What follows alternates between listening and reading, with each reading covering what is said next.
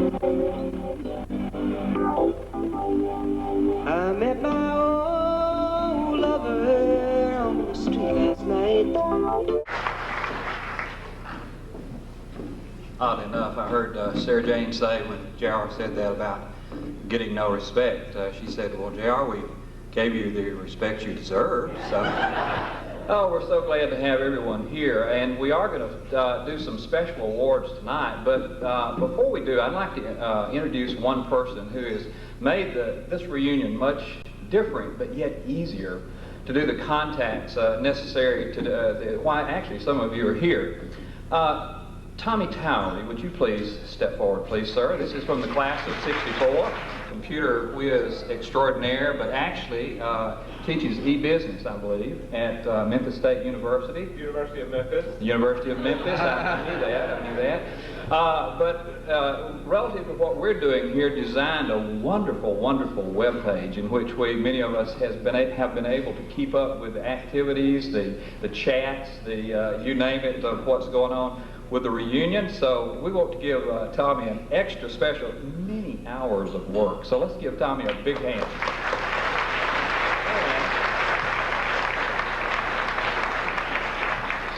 Now a word from our sponsor. Tommy has something that, do you not have something available that maybe some of your classmates would want? Me? Yes. Oh, no, they want me. Okay, they want Tommy. No. I do want you to know that the website we set up was not just for the reunion. Because of the way it's set up, it's going to continue forever, and if you haven't got on it, we've got some cards outside that have the website address. We can keep up with emails for the next 5 years, not have to track y'all down the last 2 or 3 minutes or 2 or 3 months. But we hope it's going to keep going forever and ever and getting better. I've got some suggestions already for improvements. I'm going to take some of your thunder, but anybody that's served in Vietnam, would y'all stand up for me?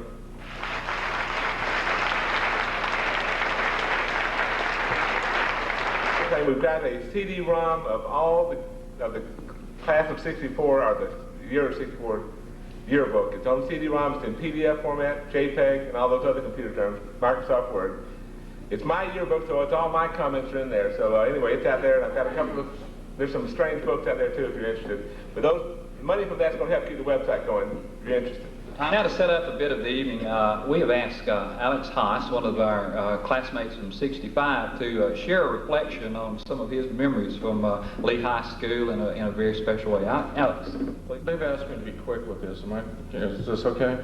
There's one, from our time period, there was a book written called Whatever Happened to the Class of '64, and that would certainly be our cohort. And it talked about the Vietnam War and some other things. But there was one movement that took place that this group of folks was in on ground zero, and I'll give you the example. Now, this is going to require about 2 seconds of audience participation. So, if you'll remember, right by the cafeteria on the north side, going up to the office, there was an area there where all of us juvenile delinquents used to go out and smoke.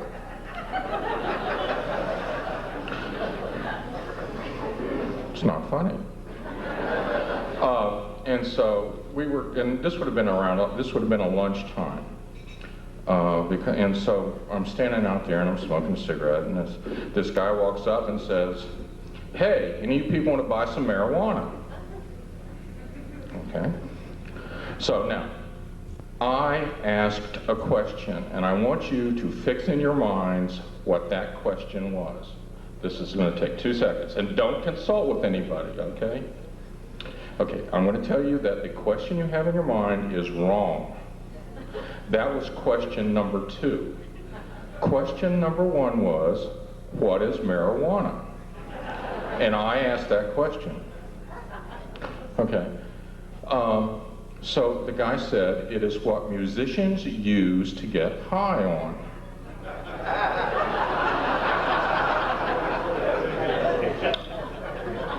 So question number 2 then becomes, how much is it? And the answer is $5 a pound.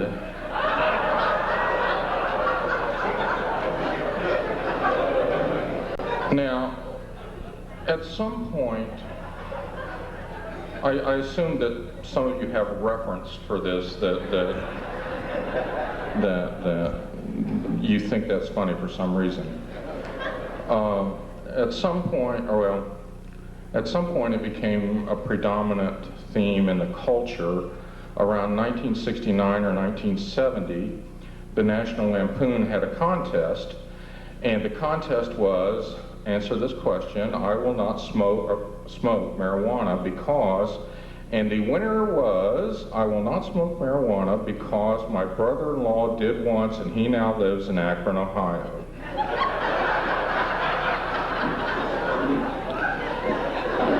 So, given that the time frame where this corruption of our youth began around 1964, 1975, let's just step forward 10 years to 1975.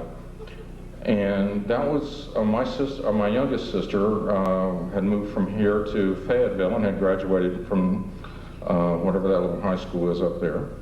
And if we just take a look at her class, and probably 100% of the people in her class knew what marijuana was, probably 90% had tried it, and probably 50% were using it on a regular basis. Now, all of you, wherever you were from 1965 to 1975, will have had some experience with folks who were using this and where they began using a lot of it. And so that's the point I was wanting to make, is that this is a major influence that we didn't have in our youth that everybody since then has had, okay? And it's one of those little profundities that, you know, like last night, a couple of people here learned that, well, you can't really lie about your age at your class reunion. It's not a good idea to try this. It's not. So anyway, that's the only story. That actually happened, and probably one or two people were there with me. One of the other two juvenile delinquents were out there. So anyway, I just wanted to bring that up. And by the way, thanks for everybody for having me here. I really appreciate it.